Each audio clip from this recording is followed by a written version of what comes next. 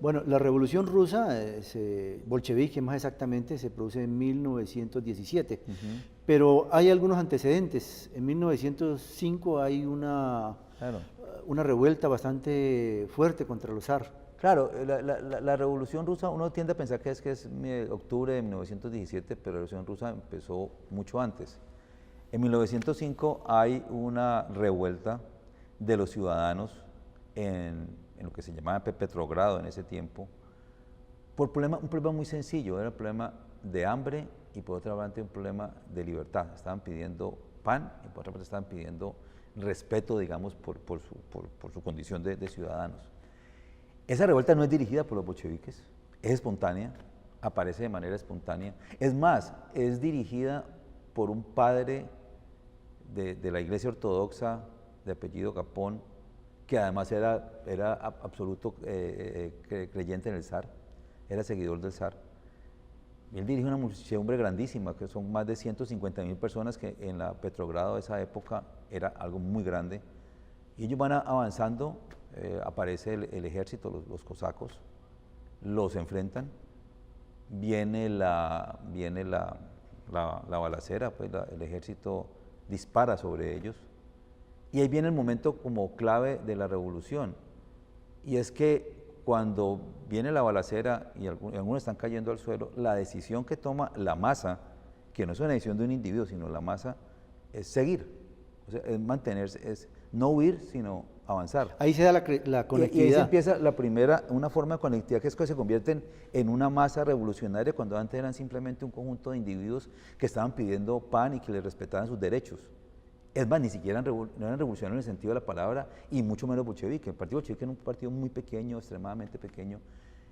Pero esas masas cuando encuentran de pronto se encuentran ante el peligro, se encuentran ante la muerte, y en el caso hay narraciones donde dicen, bueno, yo miré al otro, nos miramos y decidimos que íbamos a seguir, que no íbamos a correr.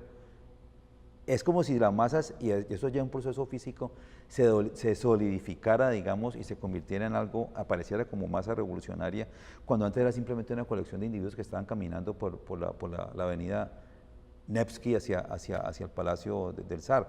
Entonces, lo que quiero decir es que en las revoluciones también hay fenómenos de tipo físico en el cual la conectividad, como tú lo planteabas ahora, toma esa forma. Digamos, lo que era antes una masa, digamos, informe, se convierte en una masa revolucionaria Sí. que tiene una fuerza propia, y luego eso se repite en 1917, abril del 17, cuando de nuevo aparecen unas gigantescas manifestaciones obreras y populares en Petrogrado y en Moscú, que son los que dan inicio, digamos, ya a la revolución de 1917. Pero de nuevo es la aparición de la masa revolucionaria como efecto de la interacción con una masa contraria, que es la teoría que plantea Trotsky en su libro, la historia de la Revolución Rusa, que me parece que es bastante adecuada en el sentido de ver que detrás de las revoluciones hay fenómenos físicos y sociales y de conectividad que no dependen de simples causas económicas y sociales. Eso es algo más complejo. Claro. Hay una pregunta en Sí. la que no podríamos dejar pasar. En Colombia hay movimientos guerrilleros como las FARC, que se acaban de reincorporar a la vida civil, el ELN, que buscaron hacer revoluciones. ¿Estos movimientos tuvieron conectividad con la gente o tienen conectividad con la gente? ¿Qué ha pasado aquí? Yo entiendo que las FARC en un principio fueron un movimiento campesino armado, pero cuando devino ejército y guerrilla pura, pues simplemente quedó desconectado del mundo tanto urbano como rural colombiano.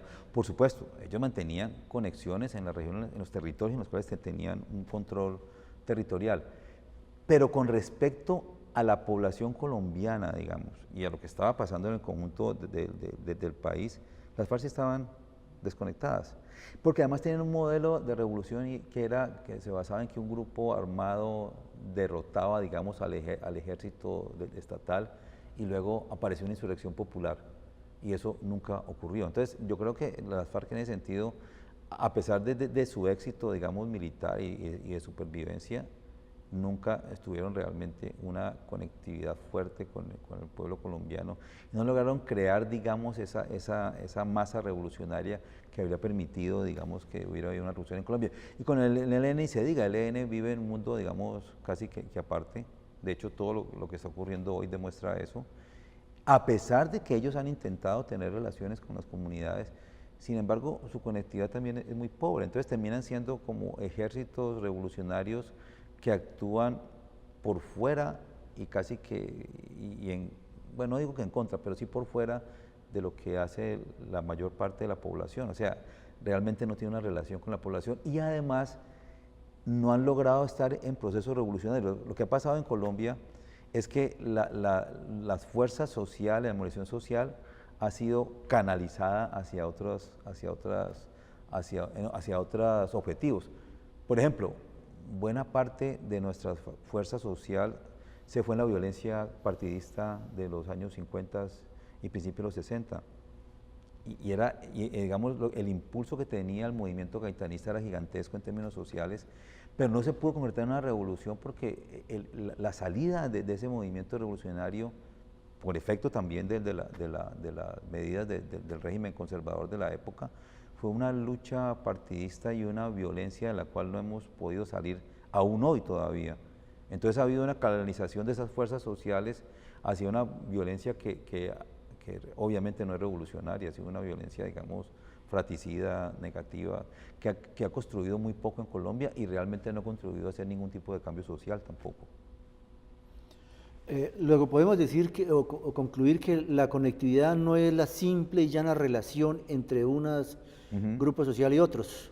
No, la conectividad que yo hablo es conectividad entre grupos sociales y dentro de comunidades que ocurre por fuera del poder político y casi que en contra del poder político y que no está bajo el dominio del poder político del momento. Digamos, es casi que la conectividad social independiente que generan las personas, los grupos, las comunidades, las distintas organizaciones políticas y sociales, que de hecho hoy eso se nota mucho en las redes sociales. Las redes sociales son una forma de mostrar cómo se están reorganizando en cada momento las comunidades y las sociedades a través de la opinión y a través de la interacción que están haciendo allí. Entonces, ese tipo, ahora, una parte de eso pues no es nada social, es totalmente egocéntrica, pero la otra parte que es social sí tiene un impacto sobre lo político y sobre lo social. Entonces, esa parte, digamos, habría que entenderla. Y uno puede ver que en ciertos lugares del mundo, por ejemplo, en la primavera árabe, la conectividad social, electrónica, redes sociales, fue fundamental para en Egipto, por ejemplo.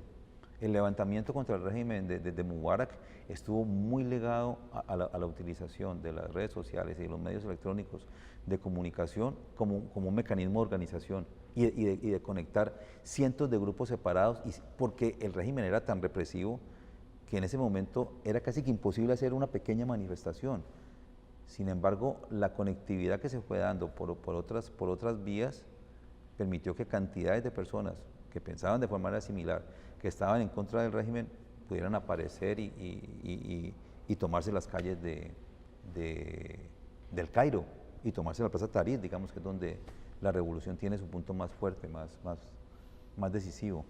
Profesor Boris Salazar, Sí. muchas gracias por acompañarnos, por estar aquí Muchas gracias, charlas Jairo, en la U. gracias a ti por la invitación.